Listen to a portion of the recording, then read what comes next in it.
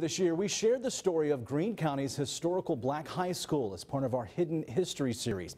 Now, a woman is working to restore that building and turn it into an African-American museum.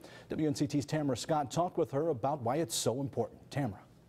Joanne Stevens is a very dedicated woman. She wants to see this school back to its former glory. She's reached out to the county and the town numerous times with little to no help, but she's not backing down. Here's why. My aunt was one of the first to graduate from this school. She graduated from this school in 1929. Joanne Artist Stevens is on a mission to bring the Rosenwald Snow Hill Colored High School back to life. It was the first school that was built for African Americans that afforded them an opportunity to go to high school.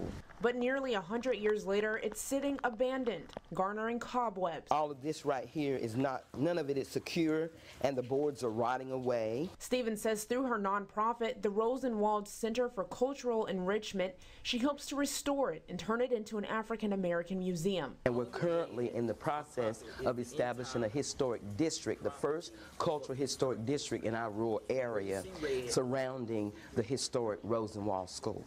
Can you imagine what this would spark? The pride, the sense of pride, the sense of community, the sense of place that this would create. Currently, the school is on the National Register of Historic Places, and Lenore Community College holds the deed.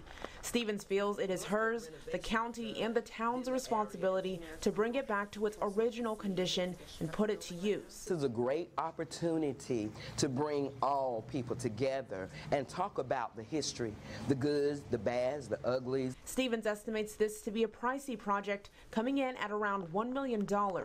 But she says it's the loss of history and memories of former students that is a bigger cost. They've not been able to tell their story.